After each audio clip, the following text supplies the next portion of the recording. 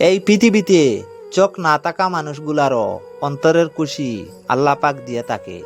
একদিন জাউকরাডর গ্রামে বিবিউর মাঠে ফুটবল খেলা চলতেছে। সেখানেও একটা অন্ধ লোক এসেছিল শিবপুরীর টিমের সঙ্গে। সে সময় সময় জিজ্ঞাসিত, বন্ধু, কোন টিম গোল দিচ্ছে, কোন টিম না, আমাকে তুমি বলে দিও। আমি তো আর চোখে দেখতে পাই না, একটু শুনলে আমার অন্তরের খুশি অনুভব করতে পারি। আহা, শুনতে কি ভালো লাগে। সেদিন খেলাটা ফাইনাল ম্যাচ হয়েছিল। আমিও দেখতে গিয়েছিলাম, অনেক মানুষ দেখার জন্য। কিন্তু সব মানুষ খেলা দেখতে পারছে, কিন্তু সেই অন্ধ লোকটা খেলা দেখতে পারছে না। তার পাশের বন্ধুকে জিজ্ঞাসিত, বন্ধু, তুমি আমাকে বলে দিও গোল কোন টিম দিচ্ছে। হঠাৎ শিবপুরীর টিম বুটাঙ্কালকে গোল দিয়েছে।